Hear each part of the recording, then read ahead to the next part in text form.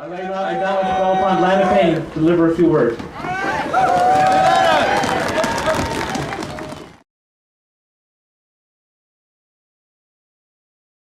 Sisters and brothers, fellow citizens. It's really too bad, that Stephen Harper couldn't do something useful, like prorogue winter, that would be helpful today. It really is my pleasure, on behalf of the 65,000 members of the Newfoundland and Labrador Federation of Labour, working women and men in every sector of our economy and in every community of our province, to bring greetings today and a message of solidarity with your cause. I'd like to thank the organizers for inviting me to be part of this important rally. As you've heard, one of many that's being held across the country. Real democracy in action. Most of you know I don't need much of an excuse to criticize Stephen Harper. And no one does, that's right. Not in this province anyway.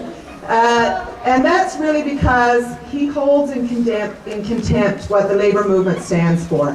Principles of equality, social and economic justice, and respect for the collective.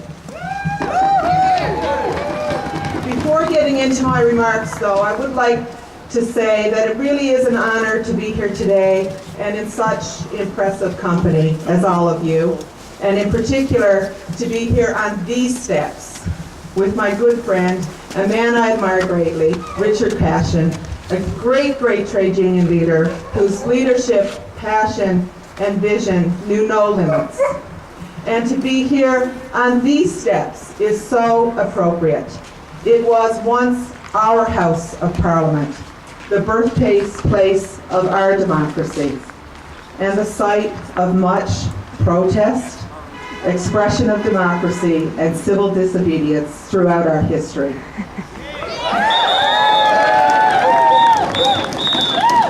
Most of all, I want to say thank you, all of you, for standing up for democracy. Thank you for refusing to allow cynicism and a Canadian winter from keeping you from your purpose. Thank you for saying democracy matters.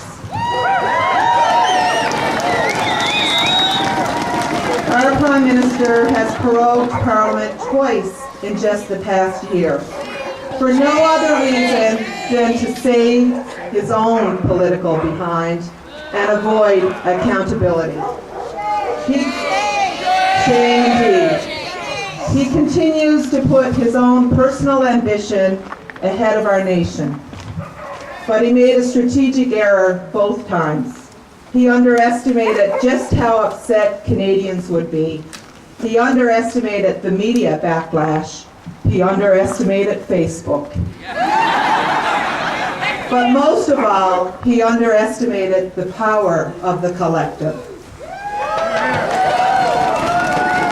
And we are upset. We're fed up with his contempt for us, his contempt for people. We are fed up with his political games and his strategies and his one-upmanship.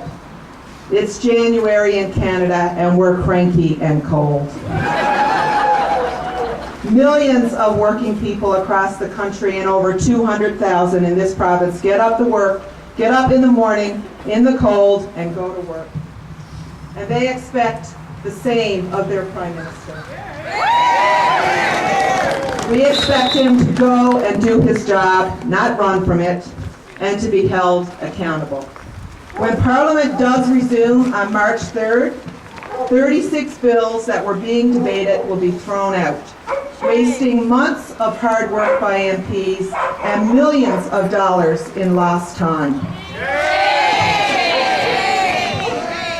To use a word or a term from my world, Prime Minister Harper has locked out our elected representatives from being able to do their job. And their job is to keep him and his government responsible and accountable on important matters like the economy, on what our government is doing, or rather is not doing, to help the unemployed in our country, to deal with the pension crisis we're facing in every province, and to uncover the truth about the torture of prisoners in Afghanistan. The truth of this is this is all one big game to Stephen Harper. One big chess match. He has shown over and over again that he doesn't want Parliament to work. And he's hoping that not enough of us will notice or care. But Canadians, like all of you, and in cities across the country, have noticed, and with a vengeance. They have noticed, and they are outraged. Sisters and brothers, keep your anger alive, because with it comes the hope that we can take our country back. Keep up the fight. Solidarity.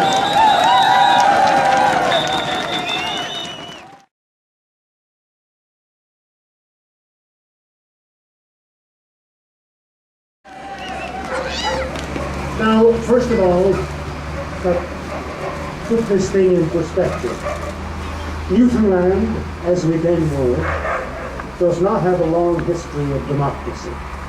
We were the last of the British colonies, including the American colonies, to get self-government. We were the very last. And we're the only people in the world, regardless of race, color, or creed, ever to give it up. And I thought that was a dead issue until I heard the other day the luckiest Placentia, I'm married to a Placentia Bay woman, but the luckiest Placentia Bayman on the face of the earth, the man who did better than the lotto, something less than the most Athenian of our politicians, the man who's gone to his eternal reward. And I just want to stop for a minute to explain that. 38 years ago, I was doing a voters list for the Fishermen's Union in a little church hall in Bonavista North. And we had to verify whether they were legitimate fishermen or not. Again, this guy was a truck driver, this guy was that. And the man there said, and this fellow went to his eternal reward. I said, my God, he died? He said, no, he got a job on the highway. So I'm referring to a Placentia Bayman who got his eternal reward, Fabian Manning. Now what a wonderful experience for our children to have this flashback to the past, when he had the gall, as my father would say, the gall of a robber's horse, to get on television and to speak on the radio to explain this prorogation. It was necessary to get work done, ignoring the fact that Winston Churchill in the Second World War answered to Parliament. President Roosevelt, in a more complicated system, had Congress and the Senate, and Mackenzie King had Parliament. By the way, we were under Commission of Government. So the best I can figure is that we have a new amended form of Commission of Government thrust on us, and the great spokesman, that really intellectual Fabian Manning.